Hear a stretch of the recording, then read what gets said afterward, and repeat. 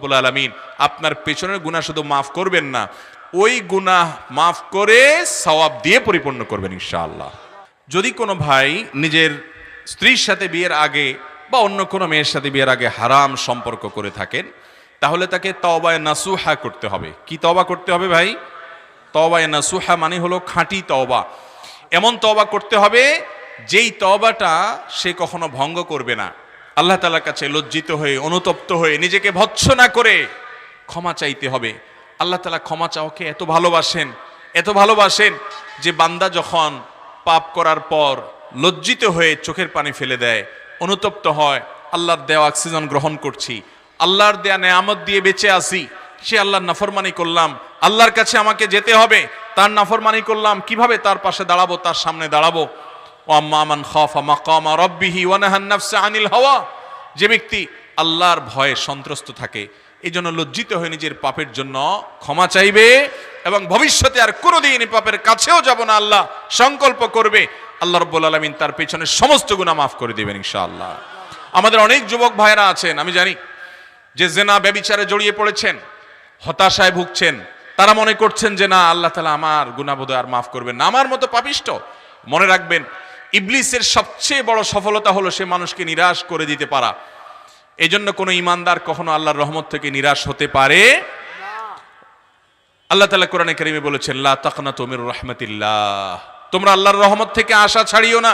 ইন্নাল্লাহা ইয়াগফিরুয যুনুবা জামিআ, আল্লাহ তাআলা সমস্ত অপরাধ মাফ করবেন। শর্ত একটাই, তওবা করে ফিরে আসতে হবে খাঁটি অন্তরে। যখন আর কখনো করব না সংকল্প করে ফিরে আসবেন আর পেছনের কর্মের জন্য মাফ চাইবেন, আল্লাহ রাব্বুল আলামিন পেছনের সমস্ত গুনাহ মাফ করবেন, জিনার অপরাধও মাফ করবেন ইনশাআল্লাহ। ভাইরা আমার, আমাদের রব বড় রহিম, বড় ওয়াদুদ, বড় লতিফ।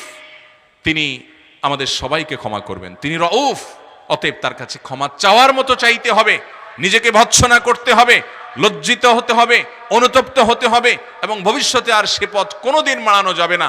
এই সংকল্প যদি করেন, আপনি নিশ্চিন্ত থাকতে পারেন, আল্লাহর উপরে ভরসা করতে পারেন।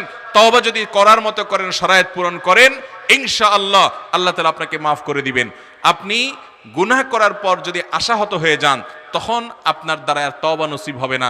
শয়তান অনেক যুবক ভাইদেরকে এই কথা বলে, তুই যত জেনা করছস, যত খারাপ কাজ করছস, আল্লাহ তোরে বোধহয় মাফ করবে না। তো মাফ যখন করবে না, চলো কিভাবে? গত পরশুদিন মদিনা এয়ারপোর্টে এক ভাই আমাকে প্রশ্ন পাঠালেন, বললেন, ভাই, একটা হাদিসে শুনলাম যে এতবার মদ পান করলে বা ওইটা মাফ করলে আল্লাহ তাআলা মাফ করবেন না।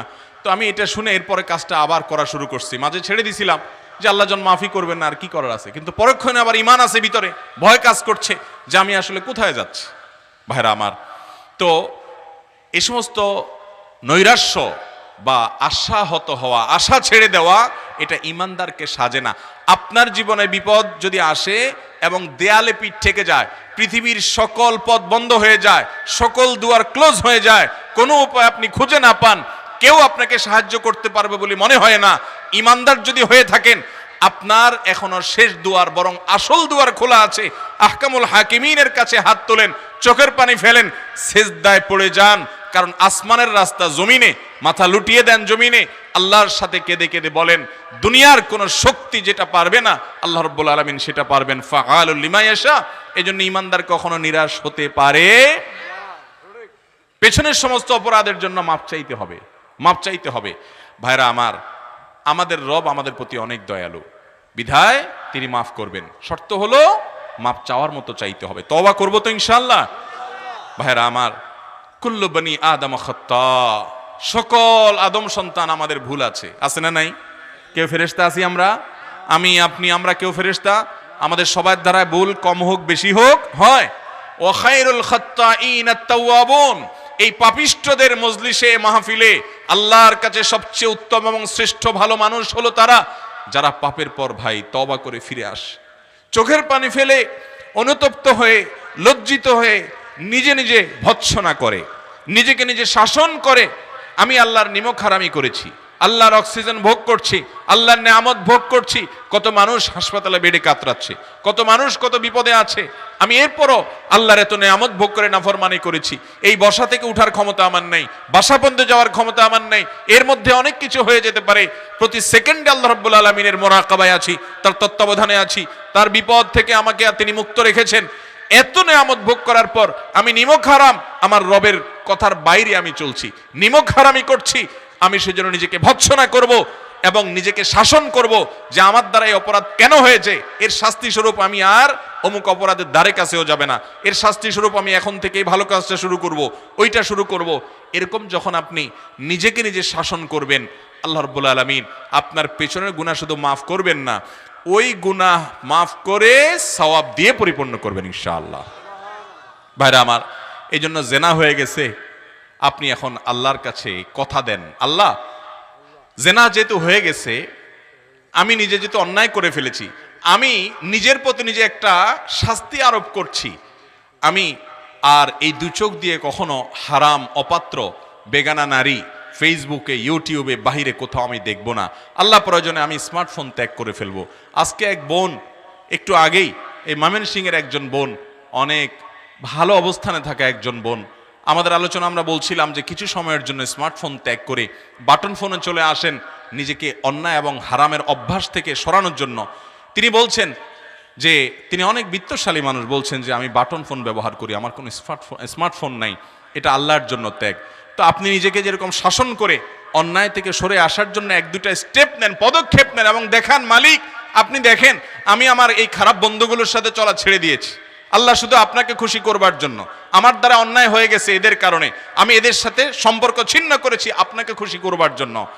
মান আহাব্বা লিল্লাহ ওয়া আবগাদা লিল্লাহ ওয়া আতা লিল্লাহ ওয়া মানাআ লিল্লাহ ফাকাদ ইসতাকমালাল ঈমান।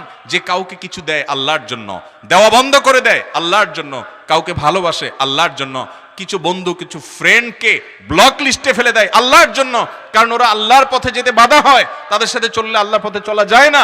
তো এই হিম্মত যেই যুবক করতে পারে, এই যুবক আল্লাহর জমিনে সবচেয়ে বড় আল্লাহওয়ালা নেককার মানুষ। ডক্টর খন্দকার আব্দুল্লাহ জাহাঙ্গীর রহমাউল্লাহ বলতেন যে আমার মতো দাড়ি পাকা বুড়ো তাহাজ্জুদ পড়ে যে পরিমাণ সওয়াব পাবো, তোমরা যুবকরা শুধু 5 ওয়াক্ত নামাজ পড়লে তার চেয়ে বেশি সওয়াব পাবা। চেষ্টা করবো না ইনশাআল্লাহ? মালিককে খুশি করবেন না ইনশাআল্লাহ? যুবক ভাইরা আমার, আল্লাহর নির্দেশে বাইরে সুখ নাই, শান্তি নাই, কোনো প্রকার তৃপ্তি নাই। আপনি যদি তৃপ্তি চান, আল্লাহর গোলামি করেন। আল্লাহর গোলামিতে যে শান্তি, এটা আর কোথাও নাই। আল্লাহ তাআলা আমাদের সবাইকে আল্লাহর গোলামির শান্তি পাওয়ার তৌফিক দান করুন।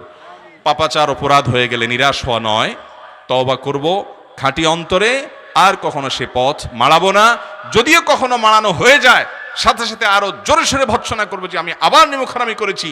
এভাবে তওবা যদি ভেঙে যায়, সাথে সাথে রিনিউ করে ফেলতে হবে। আশা ছাড়া যাবে না যে বারবার ভাঙা যাচ্ছে, আমি কি করব। না, আপনি বারবার তওবা করেন, আগের তওবার চাইতে পরের তওবা যেন স্ট্রং হয় সে চেষ্টা করেন। আল্লাহর গুণবাচক নাম হলো তাওয়াব। তাওয়াব আর তায়েবের মধ্যে পার্থক্য আছে ভাই। তাওয়াব মানে হলো বারবার রিপিটেডলি যিনি বান্দার তওবা কবুল করেন। অতএব আপনি নিরাশ হবেন না, হতাশ হবেন না। আল্লাহর কাছে তওবা করব তো ইনশাআল্লাহ। এই মজলিসে বসে মনে মনে একটা অপরাধ থেকে অন্তত তওবা করেন। আমি ফেসবুকে হারাম জিনিস আর দেখব না, হারাম গান বাজনা, হারাম জিনিস আমি আর শুনবো না, খারাপ বন্ধুর সাথে আর চলবো না, আমি অমুক পথে আর যাব না, আমি ধূমপান ছেড়ে দেব, আমি অমুক কাজটা ছেড়ে দিব। একটা অন্তত অপরাধ ছেড়ে দেওয়ার তওবা করেন। চেষ্টা করবেন না ইনশাআল্লাহ?